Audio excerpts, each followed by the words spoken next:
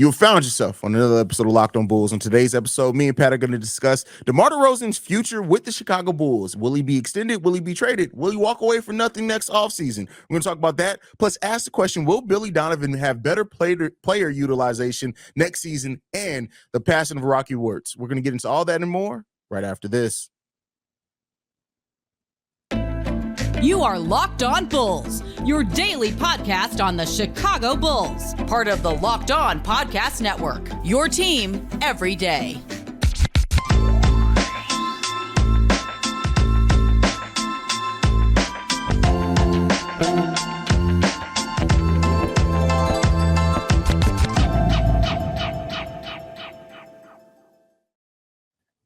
Gotta edit this now. Yep. Thank you for tuning in to another episode of Locked On Bulls, member of the Locked On Podcast Network, where it's your team every day. That's Pat the Designer, host and creator of the Windy City Breeze and host of the Chicago Bears podcast over at ESPN 1000. I'm Haize, host and creator of Chicago Bulls and Chicago Bears Central. Pat, first thing we got on the docket for today, talking about DeMar DeRozan's future with the Chicago Bulls. It's kind of the next big chip, I guess, to fall, because depending on what the Bulls do with this, it would continue double downing on the core that we already have. When you look at DeMar DeRozan, a couple of options. We can, of course, extend him at any point during the season. We can trade him by the trade deadline and move him and get some value back if that's what they choose to do. Or we can let it play out in free agency, possibly let him walk away for nothing. When you look at kind of those three options, like, which do you think is more likely? Which do you think the Bulls should kind of explore? Because those could be two very different things. Where do you sit at with it, Pat? I think that for me, I lean more towards the wait and see what's going on at the deadline, because at a minimum, right, if all of this does go well, you've got Javon Carter, you've got DeMar DeRozan, you got Zach LaVine, you got Nikola Vucevic, Patrick Williams takes a step. My God, we're on our way heading towards 48 wins, right? Like, we're all of a sudden excited about this basketball team again. We're looking to add at the deadline instead of trade things away.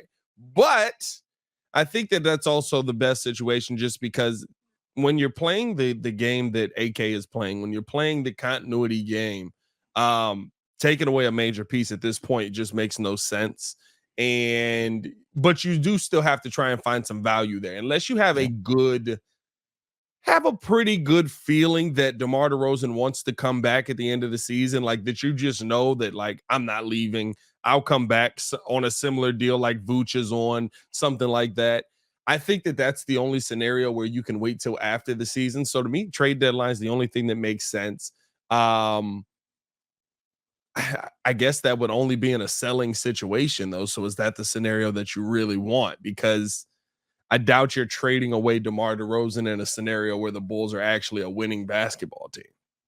Well, here's the thing. I agree with you. More than likely, yeah. If the Bulls are winning, you probably aren't going to be looking to trade DeMar DeRozan, right? Because at that point, why tear something up? But here's the thing. What if the Bulls are winning, but a Dalen takes a leap, a Patrick Williams takes a leap, right? Considerably. And then at that point, you're saying, hey, Pat's out here killing it this season, finally. And we feel confident now about moving him on, depending on what we get back. And, or hell, even to say, what if Ernulop Bitsum does show some things and the Bulls are like, hey, this guy's a lot cheaper, stretches the floor. Like, I think that type of thing could happen. But I do think ultimately, if the Bulls are winning, let's say me and you both think, like, with the changes the Bulls made, they can be back 45 wins, somewhere around there. If they're on pace for that, or maybe shooting above that, why do they? Maybe at that point you say, even if we do plan on letting DeMar walk, maybe we can force a sign and trade. I don't know. I guess to me, right, like in all of those scenarios, them taking a step isn't what DeMar DeRozan is, right? Like, if you're winning, I feel like it's more so because of what the person that DeMar DeRozan is, unless, right, like, barring anything, right, he goes out with, and misses a little bit of time due to injury or something like that. And that's when we see somebody take a real step up or really take a hold on a starting position there. But even then, right, like, DeMar DeRozan seems like the kind of guy who you could sit there and go to and be like, listen, the young fella's cooking right now. We want to go with the young fellow on this scenario. Would you be willing to come off of the bench at least for the rest of the year and just be this dominant force off of the bench and lead that group of young guys that you already love, half of these mugs already? I don't even feel like DeMar would shy away from that role in a Bulls role in a Bulls system right now. If somebody did step up in that way, I but get what you're saying with that. I don't know. I don't know. You know what I mean? But the thing that I look at it is, and I put this on coaching and that a lot on coaching, and maybe that's right or wrong, because personally, I don't know if I trust Billy Donovan to do that. Like, I just don't know if I trust Billy. Like, because when you look at what DeMar was with the San Antonio Spurs, he deferred at time to players that aren't nearly as good as some of the players we have on this Bulls team. Yeah. We don't really see that often here on this Bulls team. So to me, that goes to coaching and kind of culture here. Now, I mean, will he do that if he is? Let's say Dalen takes a huge leap and actually starts shooting the ball well, or Patrick Williams finally looks like the player that we think that he has the potential to be, and DeMar does say, yeah, I can come off the bench for that because we're cooking right now, and I want to be on a winning team. And guess what? Patrick Williams has offered us the best chance at winning. If he does that, hats off to him. You sign him for 3 to 5 years at that point. At that point, I'm all on board for it. But I guess that's the biggest question here, is if he'd be willing to do that. But again, the players have to show, they have to take that. DeMar ain't giving up nothing to them, and he shouldn't. Yeah, there's a big step that has to be taken by the rest of these players before you're sitting there having a conversation about, DeMar DeRozan moving anywhere. Like that, I think that's the part that's the part where at the end of the day, no matter how you feel about this Bulls team, is the most confusing, because there's still so many question marks with all of these young pieces. There's so many question marks with what Patrick Williams, like Muggs is still sitting here telling me this is the I saw Kenny Beecham the other day, and I'm a big Kenny Beecham fan, but he was like, Patrick Williams is the fourth option, will never be able to be this player. And he showed like basically Pat Will's offseason workout highlights.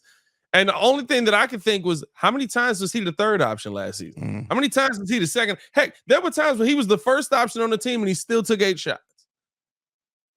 Then we played the Bucks and literally like Zach LaVine wasn't there and DeMar DeRozan wasn't there.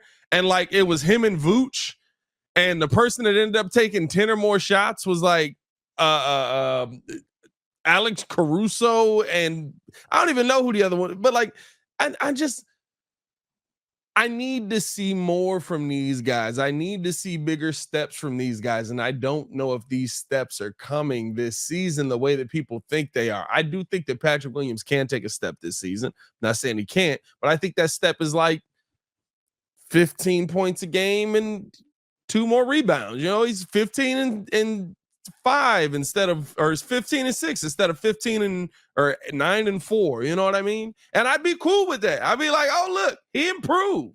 I mean, I think that's the step that we need Patrick Williams to take. I think that anybody who has the hopes that Patrick Williams is going to be like a 20-point per game scorer got to wake up. Like, that's more than likely not happening. I look at Pat, and I've said this. And I think it's realistic. I think we have to move off the Kawhi comparisons and start being like, can P. Willie just turn into Luol Deng? Can you get me 17 and 6? And that's cool. I'll be happy with that. So I'd be happy with it. It's just, and that's the thing. 2 things can be true, right? He can not have lived up to where we drafted him. He's probably not going to be better than Tyrese Halliburton. Yeah, and he can still be very useful. Yeah, and I hate that people try, like, we live in this world now where it's like, oh, P. Will still has the potential to be a star. No, P. Will's a bust. He's not going to do anything. The truth is somewhere between those two, more than we hope, right? And that's fine. If P. Will's able to turn into a consistent defensive monster, they still get you 15 to 16, 17 points and 6 to 8 rebounds per game, throw in 3 or 4 assists, and give you that for 4 or 5 years, and it's 5, 6 years in a row, I'm more than happy with that. Yeah. No, I'm with you, man. I'm with you. I wouldn't be mad at even.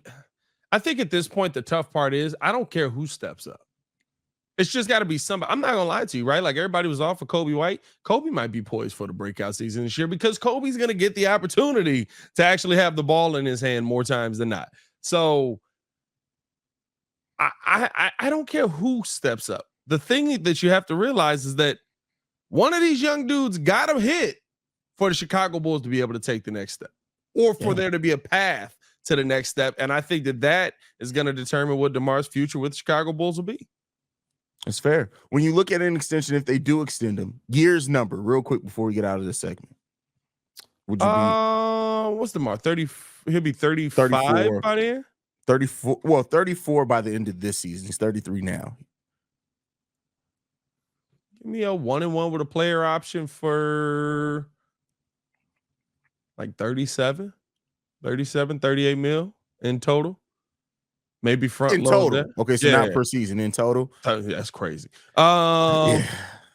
But I mean, not really though. See, this is the tough part though, because I gotta like retrain my brain in percentages, not in how much the actual contract is worth, because that's how agents are gonna come into these percentage deals. of the cap. That's what it is now. Percentage of the cap. So like DeMar DeRozan is gonna be probably eating up. He's probably gonna eat up 20 to 25% of your cap.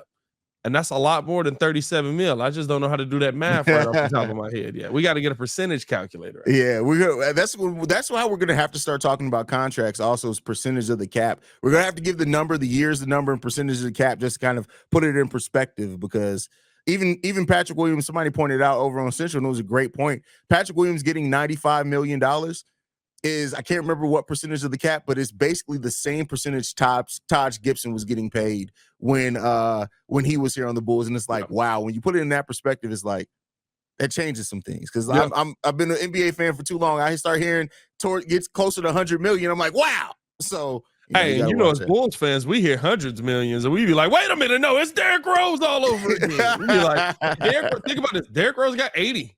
Didn't he get? What did he get? Crazy. 85, I think it was.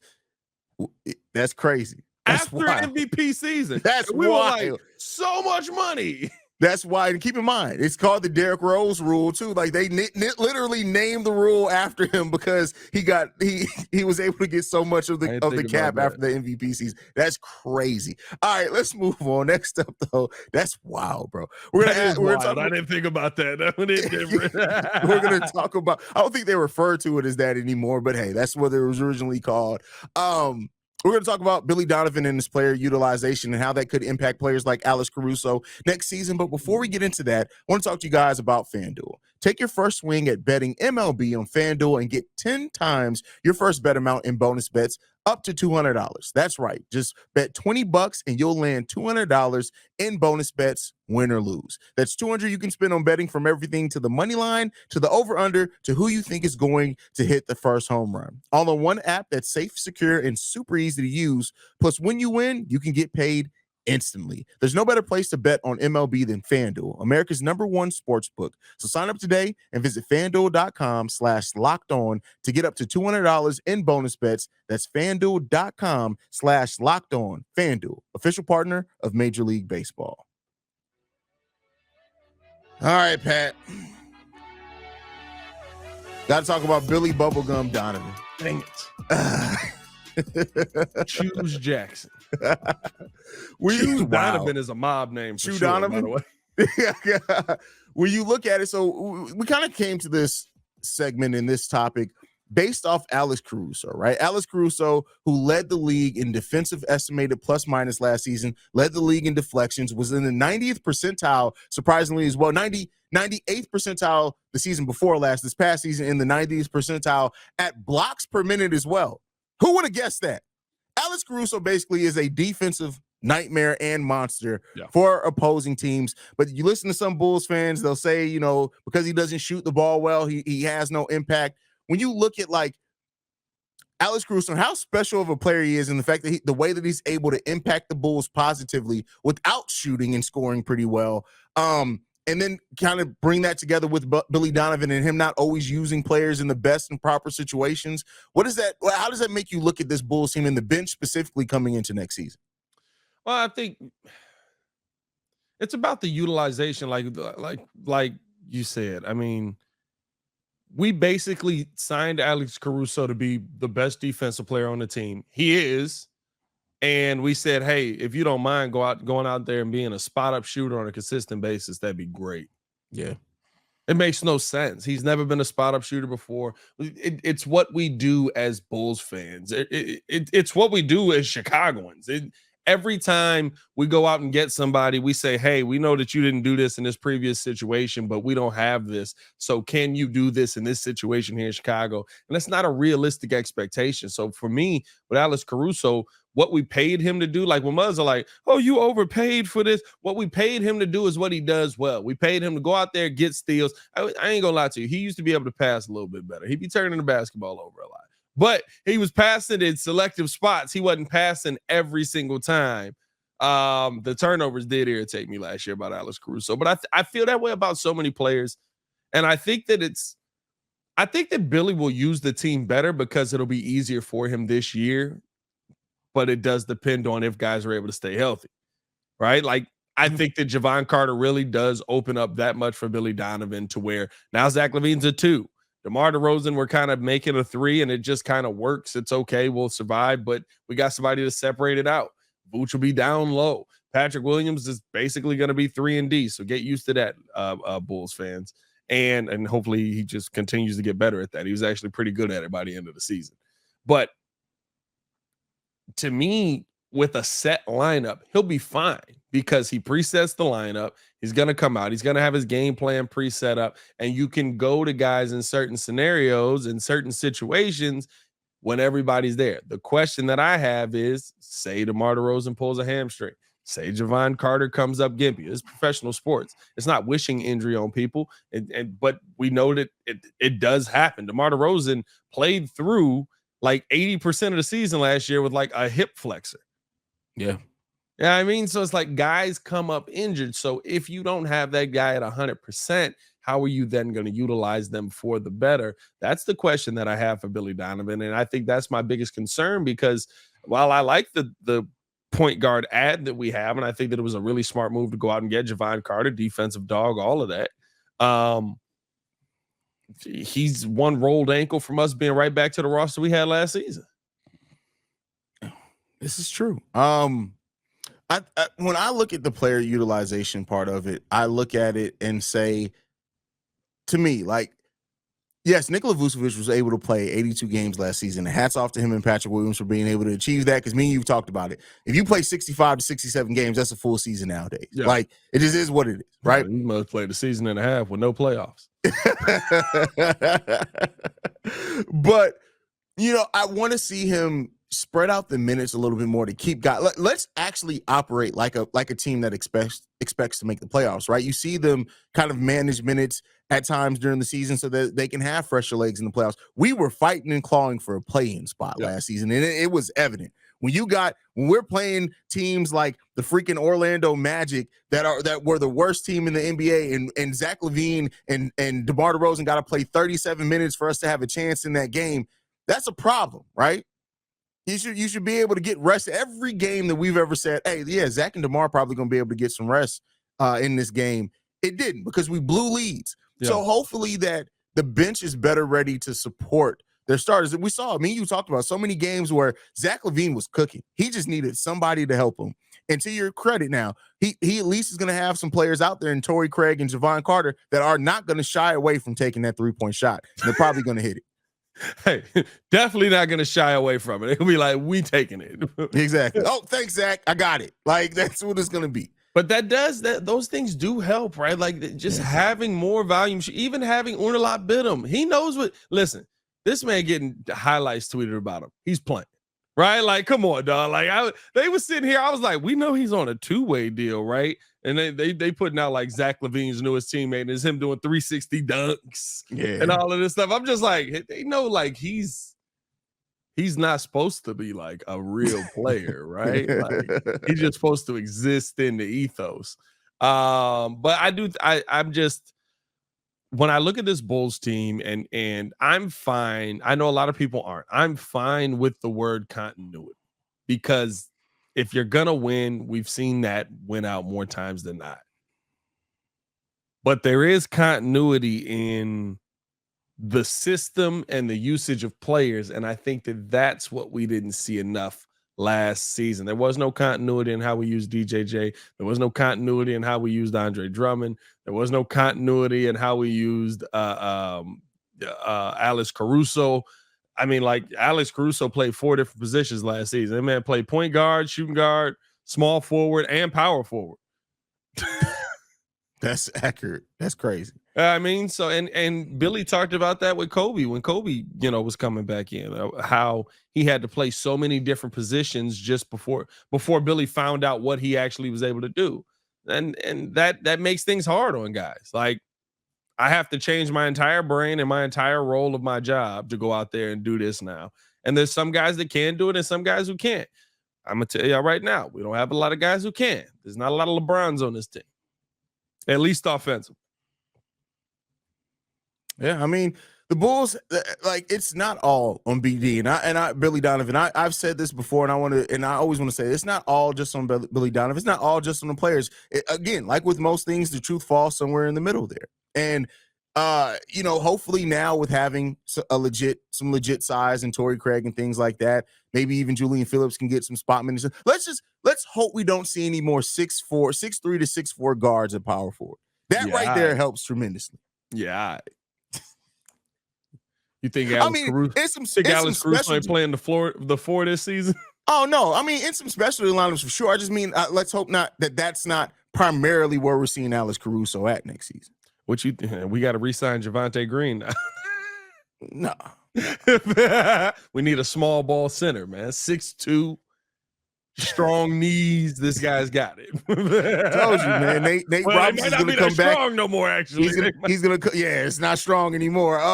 Well, anyway, I lost my train. No, it wasn't. I completely lost my train of thought. But all right, next up, though, we're going to get into the unfortunate passing of Rocky Wirtz and what that means for Chicago sports. But before we get into that, I just want to remind you guys that Locked On Bulls is free and available on every podcasting app and platform of your choice, as well as Odyssey and the YouTube. And by the way, leave a 5-star review on Apple Podcasts. It helps us out. If you're on the YouTube side, you got an Apple device, just go and Google Locked On Bulls. Go ahead and leave us a review. You can't leave a review on YouTube, so leave it on Apple Podcasts. But Pat, we lost somebody who's been a part of Chicago sports for their whole life, basically, Rocky Wirtz. Yep. Chairman of the Blackhawks, and we'll see what that means for that team going forward. But like when you heard that, like what was your reaction? I was surprised. I mean, listen, nobody expects anyone to die at 70. I guess it's closer to where we feel like we're supposed to die, but it's still very young. There was a lot of, or at least we thought, a lot of good hockey to see from a Rocky Wirtz owned team. He's literally, him stepping up gave us our most exciting seasons as Blackhawks fans. Gave us our best memories as Blackhawks fans. I mean, like, I don't think that there's any better memory than the Taze and Kane Blackhawks. Probably in most fans' history who are, still alive, because what's the last time we won before that? 69? Something like that. Sounds I want right. to say. So, for me, I think that it, especially for younger fans who came on, much later, like, I grew up not watching the Blackhawks. I thought the Blackhawks were like the Wolves affiliate team because they weren't on TV. Old man Wirtz wouldn't put the Blackhawks on TV, and he didn't believe that people would come to the stadium. Huh? I said, which is crazy when you think crazy, bro. It's insane thought process here, bro. Like, nobody would want to watch these guys at home. People got stuff to do. No, we're tired. We just want to watch hockey. But all of a sudden the Blackhawks were on TV again. You get to see, for me, the teams of my childhood. I think of Nikolai Habibulin and Eric Daze and those guys, man. So just really seeing the change that came to an organization and how he exuded championship mentality. I think that will be missed in this city, because there's nobody in the 21st century who's exuded championship mentality like he did. I mean, like, he got it done. 3 titles in a hard cap. Yeah. In a hard cap. Like, that's crazy. Like, hey, we're so good, we got to get rid of some of y'all and figure out how to replace y'all. Yeah. I mean, you got to look at it like the Blackhawks won their first Stanley Cup since 1992, and in 2010 when he took over. He took over in 2005, if I'm not mistaken. We went to the Cup in 92. We didn't win it in 92. We didn't win it in 92. Okay. we took over. So he completely turned that team around in a handful of years and made us a title contender, building the team around Patrick Kane and that those players. Like he was just such a smart businessman. And while like I said, like the Wirtz have owned the Blackhawks since the 1960s, if I'm not mistaken. So yeah, I mean, it's just huge, bro. Like, and it sucks to lose somebody who really helped kind of bring that team into the modern age. Which you said, like, not being on TV, which is crazy to think that you have a sports team that's been around for 70 something years and weren't on TV. Like, it's crazy. Bro, I used to watch the Wolves and think that was NHL hockey, bro.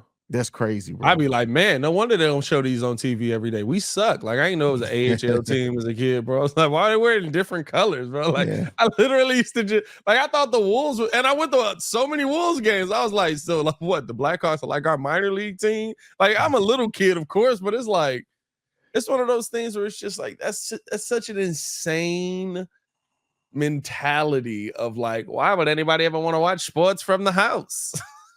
So, but now, like, it's really all we do, and we watch it on the go, and we watch it like how many sporting events I've watched just by propping my phone up on 90% of the time. If my TV's on, it's some type of sport is on. It just is what it is, bro. Oh, y'all know how I am, bro. Like, listen, I'm not. If I got two options for television, I got 3 options for television. You've been adding more shows here recently. I've been adding a little more shows. I finished Ted Lasso. Great show. Amazing show. Hilarious show. When you look at the Blackhawks now, Danny Wirtz, his son, is in line to take over.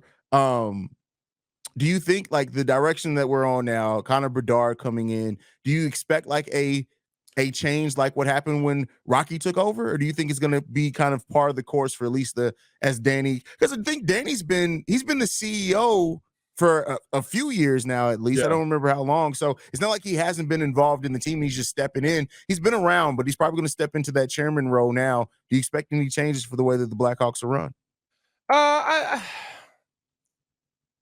I think that the process was already starting. Mm-hmm. So what would have happened anyway is gonna happen.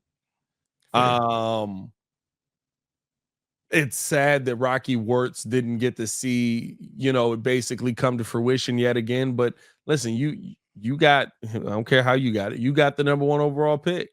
Yeah. You know what I mean? And getting Connor Bedard is a jump start to your rebuilding process. There's still some steps to go. I think you're still probably, 5 years away from being a Stanley Cup contender every single year. But hockey's a weird sport, man. Like, I'm telling you, like, people say you can turn around quick in football. Hockey's one of those weird sports where you can be in a rebuild for 5 to 8 years or 2. But the problem is, right, like, if you do it wrong, you'll be in a rebuild for like 15 years. Oh, yeah, for sure. 20. Like 20. You make a wrong mistake, and you can't in NBA, you can get a couple of drafts wrong. As long as you get that next one right, you're kind of good. If you get a couple of drafts wrong in the NHL, you're screwed. Hey, bro, yeah, you behind the 8 ball, bro. Like, I've seen teams, like, I remember just being like, hey, man, the Panthers been rebuilding my whole life. Like, like, when y'all gonna do something, dude? Like, I don't know, man. Like, but that's how the Blackhawks were. Yeah, and we would just get guys, and we would be like, I think about even like the Nikolai Hobby-Bulin teams. Like, they were okay, Tony Amonte and all of them. They were okay. They were competitive, but it was like, hey, man, like, why we keep adding? It was the Bulls. Why we keep adding these older dudes? Like, what's going on with this team, man? But this will be the longest hockey conversation you guys see between 2 black guys probably ever. Actually, no. I think if you go to like the Locked On NHL side, it's a lot. Oh, you're right. I'm not gonna lie to you. Yeah. A lot of black people on that side, man. Black people like hockey. Oh, no, we're not playing it. We're not playing it. Well, some of us are. It's chilly out there. Let's debunk that black people don't like hockey. I love hockey, bro. Especially watching it live. Come on, man. If I could go to every Blackhawks game live, I would absolutely be there. Hockey live hit different. I ain't gonna lie to you, but they got to bring them prices down. Like, come on, dog. Like, y'all been sucking. Hey, you seen as soon as they got Bedard, here we go. Bro, let's raise them back up. Right back up, bro. Jeez. Right back up. Can I get 20 minutes? You can tell that they've been minutes? in business with Jerry Reinsdorf for 60 plus years, is all we're saying, bro. Like, hey, bro, that man, that's the wild part, right? Like, it's really been like 45 years. So, but yeah. I'm not gonna lie, and this is not a joking matter, but I wouldn't be me if I didn't do something like this. Like, I'm not gonna lie. I saw Jerry's, like, how he was surprised by the passing of Rocky Wars, and he, was very hurt. I was just like, is Jerry just surprised that he outlived this man, bro? Like, was he just like, I made it? I can't believe. My God, That's like, funny. Like Jerry, I tell you guys, evil never dies. Bro, That's Jerry, what it is. Jerry is Morgan Freeman, bro. Jerry, he's Emperor Palpatine, life, bro. He's Emperor Palpatine. Like, when we do think Jerry's gone, just like in The Last Jedi. I mean, no, what was it? The Rise of Skywalker. We're gonna think Jerry's gone for 20 years, and then all of a sudden he's you just hear echoing Jerry laugh. He's going to be rolling in a press conference in one of those Professor Charles Xavier hovering chairs, just rolling in there like, y'all thought I was out. I'm back in.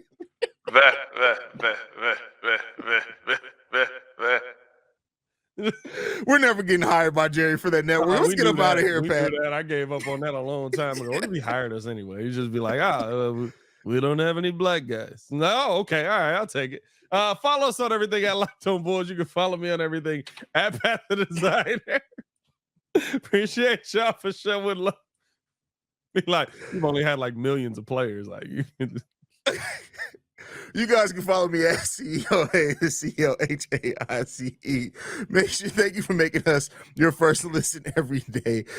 Make sure you guys tune in with us again tomorrow, as we're going to continue breaking down anything going on with the Bulls, as well as our expectations around the Bulls heading into next season. For Pat the Designer, I'm Haize. It's been Locked On Bulls, man. We out, y'all. Peace.